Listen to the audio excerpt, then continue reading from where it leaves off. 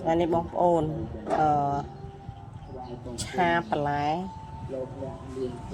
ឆាតងអំពៅជាមួយពងទា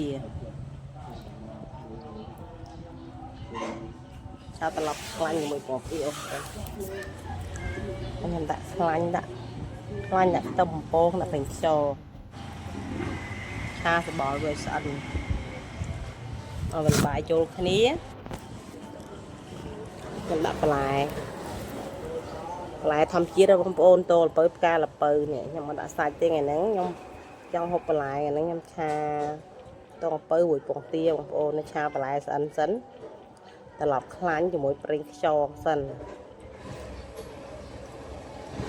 ចូលសបល់វាឲ្យវាបន្លែវាស្អិនសពគ្នាទៅខ្ញុំដាក់ទឹកត្រីបន្តិច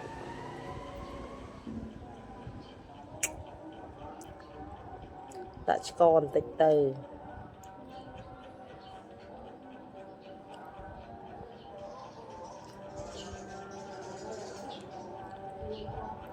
ហើយអញ្ចឹងដូចខ្ញុំបងប្អូនដឹងតែឆ្ងាញ់ហើយបានបន្លែធម្មជាតិញ៉ាំទៀត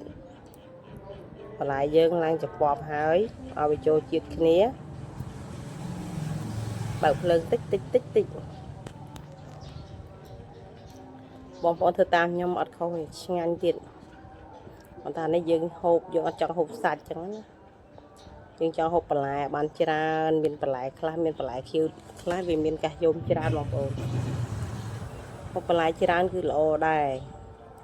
វាជួយសុខភាពយើងបានច្រើនហើយដាក់វាចឹងថែមអំបិលបន្តិចទៅ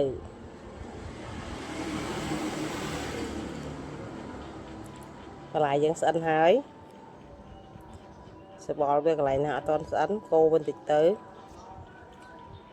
ចូលវាឲ្យវាស្អិនខ្ញុំជួសពងទាដាក់ពងទាអត់ច្រើនទេដាក់តែ3គ្រាប់ហ្នឹងបាន3-4គ្រាប់មិនដាក់ច្រើនពេកទេពងទាយើងឲ្យវាស្អិនបន្តិចទៅចាំជួសវាបែក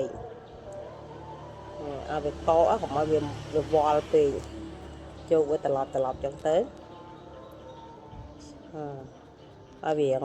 មើលទៅរៀងខាប់ចឹងលឿនបងប្អូនម្ហូបនេះអត់យូរទេ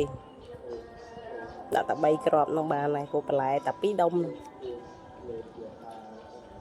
ចង់ហូបព្រោះដូចថាខានហូបបន្លែធម្មជាតិថ្ងៃបានហូបហើយបងប្អូនយូរបានហូបម្ដងរដូវវាមានដោយរដូវវាមិនមានរហូតទេអាបន្លែហ្នឹងខែណាមានក៏មានទៅខែណាអត់ក៏អត់ទៅតែចឹងទៅតែមាននេះហូបឲ្យញឹកតិចទៅបន្តិចទៅឆាអានេះខ្ញុំឆាត្រឡប់ខ្លាញ់មួយពងទាបងប្អូនខ្ញុំអត់ដាក់សាច់ទេចង់ហូបបន្លែធម្មជាតិជាមួយពងទាបងប្អូនសាកមើលដូចខ្ញុំមិនឆ្ងាញ់ហើយយើងស្រួលទៀតវាលឿនហើយអស់លុយតិចកាត់បន្ថយអស់លុយច្រើនដែរ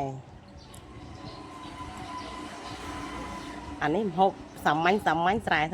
ជាតិគេបងប្អូនឆ្ងាញ់ឡើងដូចថាមានជាតិហ្មងឈ្ងុយឆ្ងាញ់ហូបទៅដល់មានជាតិហ្មងសាកធ្វើដូចខ្ញុំស្ទើឆ្កថែមឆ្កបន្តិចបងប្អូនណាហូបអត់ទៅផ្អែមល្មមតែខ្ញុំហូបរៀងផ្អែមបន្តិចរៀងដិតផ្អែម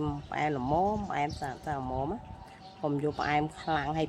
ប្រៃអត់ឆ្ងាញ់អាហ្នឹងឆាបានឡំហើយខ្ញុំដាក់ខ្ទឹមស្អិនហើយម្ហូបស្អិនហ្នឹងខ្ញុំដាក់ខ្ទឹមឲ្យវាត្រឡប់បន្តិចទៅស្រួលបងប្អូនណាក៏ចេះធ្វើដែរម្ហូបអ្នកស្រែយើងនៅស្រុកស្រែតាមខេត្តហ្នឹងបានម្ហូបគឺពិសេសហើយដល់ស្អិនម្ហូបយើងចូលដាក់ចានហើយមានអីតែប៉ុណ្ណឹងងាយស្រួលបងប្អូន